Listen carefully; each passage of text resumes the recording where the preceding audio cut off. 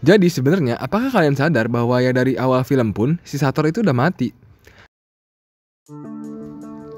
Halo semuanya, terima kasih sudah menyempatkan waktu untuk melipir di channel kami. Kami akan mencoba untuk mengeksplorasi lebih dalam arti-arti dari sebuah karya. So, don't go anywhere, stay tuned.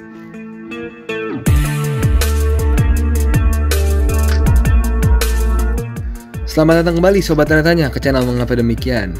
Kembali lagi di sini bersama Bang Sotoy. Pada kesempatan kali ini kita akan mengupas habis film Tenet, karya dari Christopher Nolan lagi nih. Nolan emang sudah terkenal membuat film yang sangat sulit untuk dimengerti, seperti Interstellar, Inception, Memento, dan lain sebagainya. Tetapi tenang aja, Bang Sotoy udah mempersiapkan penjelasan paling masuk akal dan mudah diterima tentunya untuk para sobat-sobat tanya-tanya di sini. Jadi tanpa banyak basa-basi lagi, langsung aja kita masuk ke plot timeline dari cerita Tenet ini.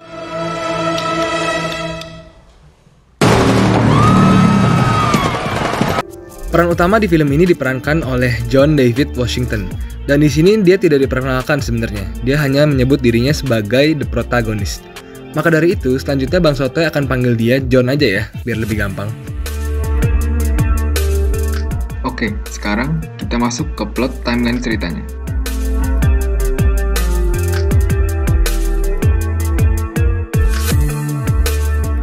Film dibuka dengan si John yang sedang undercover menjadi salah satu pasukannya si Sator. Sebenarnya di sini dia undercoverception gitu ya.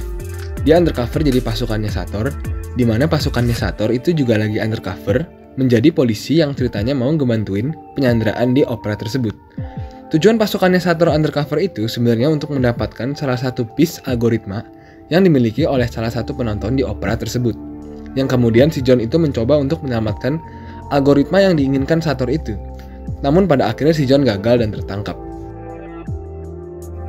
Lalu film berlanjut dan terungkap bahwa sebenarnya misi di opera tersebut adalah sekedar tes untuk meloloskan dirinya ke misi yang lebih besar lagi, yaitu Tenet Mission. Lalu si John dibawa ke sebuah lab pemerintah gitu, di mana isinya semua adalah objek-objek yang entropinya bergerak mundur atau terinversi semua. Sekedar info tambahan, entropi adalah indikator yang digunakan oleh manusia untuk merasakan bahwa waktu itu berjalan maju, seperti es yang mencair, kopi panas yang menguap, angin yang mengalir keluar dari ban yang kempes, dan lain sebagainya. Lalu film berlanjut kepada si John yang mau menyelidiki asal-usul peluru yang terinversi tersebut. Dia menyelidiki seorang pengusaha senjata yang bernama Pria. Namun, pria itu ternyata kan wanita ya. Nah, si pria itu bilang bahwa benar memang peluru tersebut berasal dari dia. Tetapi yang membuat peluru itu terinversi bukanlah dia, melainkan Sator.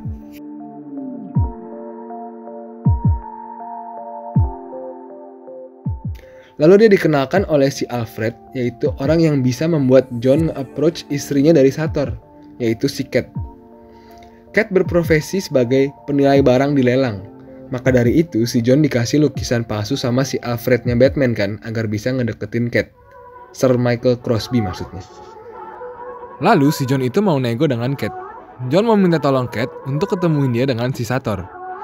Dan lalu si John itu kira dia bisa nge-blackmail si Cat dengan membocorkan info bahwa lukisan yang Cat jual ke suaminya sendiri adalah lukisan palsu. Nggak taunya kan katanya Cat, Sator itu emang udah tahu. Dan malahan, itu jadi barang blackmailnya untuk si Cat sendiri, agar dia nggak kabur kemana-mana bersama anaknya si Max. Sator itu seperti orang yang super egois.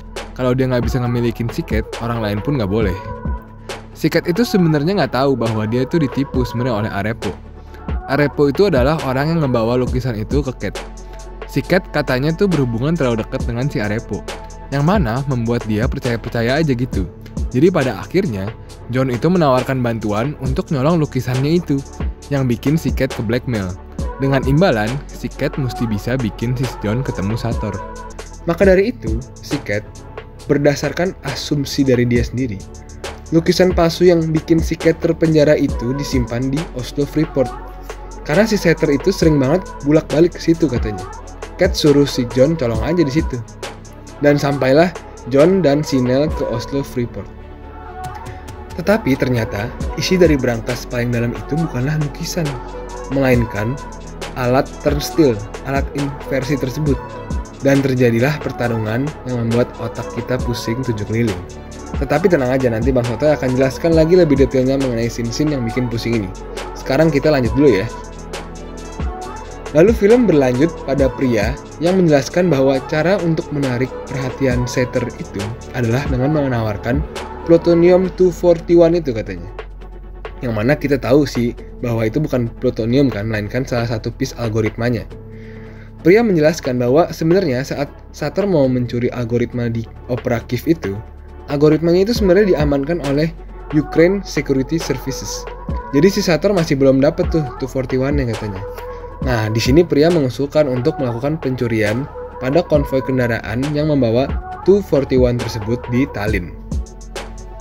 Dan juga pria menjelaskan bahwa alat turnstile itu adalah alat inversi waktu yang dibuat oleh Setter dengan bantuan dari masa depan. Jadi orang masa depan itu kayak mau menyingkirkan orang-orang di masa sekarang gitu. Nah, lalu si John berlanjut nih untuk menjalankan rencananya, yaitu memancing-mancing Sutter dengan info-info yang dia punya di Opera Keefe tersebut. Dan akhirnya pun Sutter mempercayai si John untuk mencuri 241 itu dari konvoi transporter di Tallinn. Setelah John Daniel berhasil mencuri dari konvoi transporter tersebut, ternyata yang dia temukan bukanlah plutonium-241, melainkan salah satu piece algoritma. Nah, lalu di situ Sutter yang terinversi berusaha mengambil dan mengancam akan menembak si Cat. Dan kemudian diberikanlah koper itu oleh si John. Tetapi lalu si John tertangkap oleh Volkov setelah dia menyelamatkan si Cat di mobil yang mundur itu, dan interogasi oleh Inverted Setter. Nah, karena algoritmanya tidak ada dalam koper orange itu, di ruangan tersebut, John membohongi Sutter dengan bilang algoritmanya ada di laci BMW. Lalu Cat ditembak oleh Setter dengan peluru terinversi lah gitu kan. Dan pada akhirnya pun si John Daniel ingin menyelamatkan Cat ke dunia inverted agar lukanya bisa sembuh.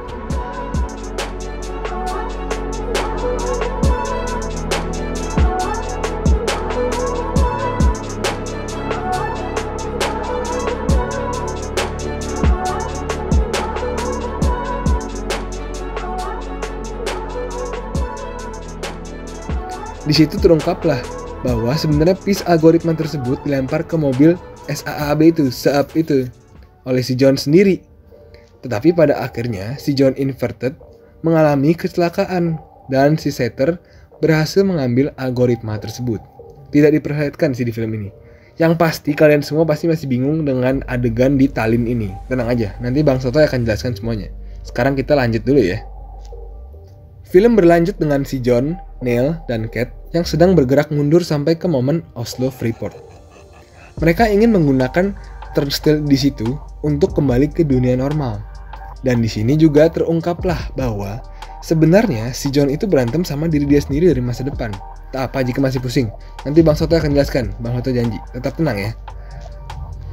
Film berlanjut dengan si John yang mau menemui pria. Jadi si John iseng-iseng aja gitu. Walaupun what happen kayak udah ditakdirkan gitu. Tapi dia mau coba untuk suruh pria jangan kasih tahu dia 2 hari lagi bahwa ada konvoi plutonium-241 itu. Kali-kali jadi si Setter tuh nggak dapet piece algoritmanya tersebut gitu. Tapi nggak taunya kan tujuan pria itu emang agar si John nyuri. Lalu nanti last piece of algorithm itu bisa diambil oleh Sutter. Jadi semua piece algoritma itu si pria tuh pingin 9-9-nya itu ada di satu tempat yang sama. Jadi bisa gampang dicurinya gitu. Nah, lalu sampailah kita ke misi terakhir. Temporal Pincer Movement di Starsky 12. Jadi sebenarnya misi ini bertujuan untuk mengambil ke-9 piece algoritma tersebut, tetapi tanpa diketahui oleh Sutter. Jadi hasil akhir yang diharapkan itu adalah Sutter nantinya dibiarkan bundir sendiri tanpa membawa dunia bersamanya. Karena kan katanya di badan Sutter itu ada semacam detonator gitu kan. Jadi kalau dia mati, nanti algoritmanya itu akan dijatuhkan ke tengah-tengah bumi itu. Makanya lihat si Volkov nih, kayak mau paksain jatuhin algoritmanya kan. Nah, dan sebuah entropy bomb yang menginversi satu bumi, itu dengan kata lain adalah kiamat. Tetapi berkat dari keheroikan si Neil ini, pada akhirnya misi tersebut pun berhasil.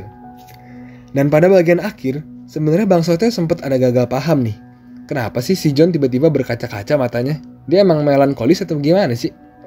Nah, dan ternyata Bang Sotoy baru sadar nih bahwa si Neil itu kan demi melengkapi paradoksnya, dia akan masuk lagi ke Terstill tuh setelah scene yang terakhir itu untuk menyelamatkan si John dari tembakan Volkov.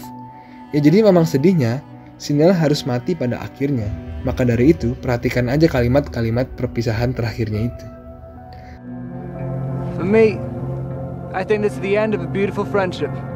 But for me, it's just the beginning.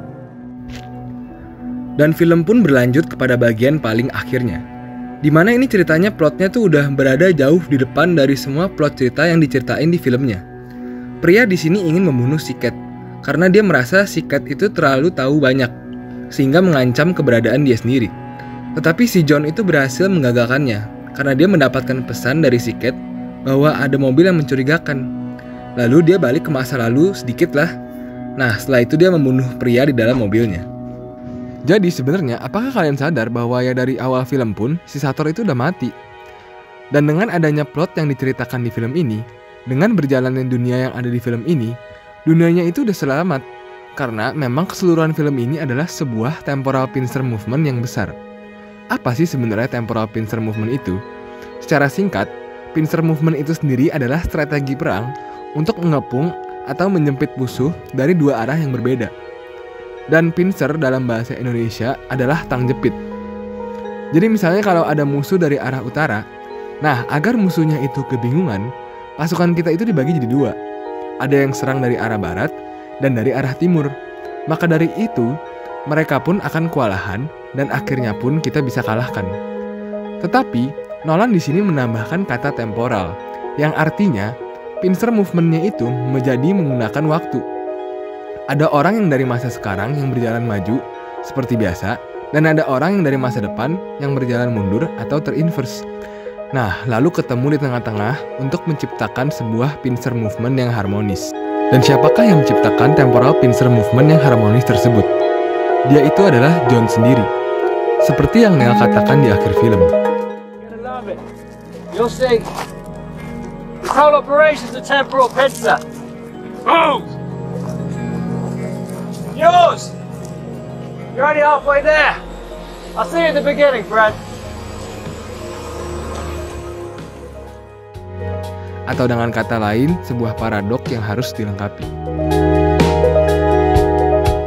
Neil menyatakan bahwa seluruh temporal pincer movement ini adalah operasinya si John sendiri. Jadinya di masa depan, si John akan bertemu dengan Neil yang masih muda dan meminta tolong dia untuk membantu si John sendiri di masa lalu untuk menjalankan misi yang kita tonton selama di film ini. Nah, kenapa bukan diri dia sendiri aja yang mundur? Karena kalau orang masa depan ketemu masa lalunya sendiri, partikelnya akan beradu dan terjadilah kematian. Makanya yang bantu diri dia di gedung opera dan akhirnya berkorban di gerbang Starsky 12 tersebut adalah si Neil. Dan ada sedikit mind blown nih. Ada teori yang menyatakan bahwa si Neil itu adalah Max, anak dari Cat. Nah, argumennya gini nih. Pertama, orang itu kan yang udah pasti terpelajar. Terlihat dari sekolahannya yang bagus lah, swasta gitu. Kedua, Neil bisa bahasa Estonia, di mana itu adalah bahasanya si Sator. Dan ketiga, Robert Pattinson katanya khusus untuk film ini disuruh mengecat rambutnya jadi pirang. Dan coba kalian perhatikan saja rambutnya si Max tersebut. Dan yang terakhir, kalau teori dari fans-fansnya Nolan, kepanjangan nama dari Max itu Maximilian. Dan bila dibalik 4 huruf terakhirnya, menjadi... Sesuai janji Bang Sotoy akan jelasin lagi nih tentang Easter egg, scene di Freeport, Tallinn, Starsky 12, dan tidak menutup kemungkinan untuk penjelasan lainnya. Tapi agar durasinya tidak kepanjangan, maka dari itu kami akan lanjutkan ke video berikutnya ya. So stay tuned and don't go anywhere. Dan tentu tanpa kalian semua, channel ini pasti tidak ada apa-apanya. Jadi mohon bantuannya untuk support channel ini dengan subscribe, like, komen di bawah ya jika kalian masih ragu dan ada yang ingin tanyakan. Sampai jumpa di episode berikutnya. Salam tanya-tanya. You're already halfway there. I'll see you at the beginning, Fred.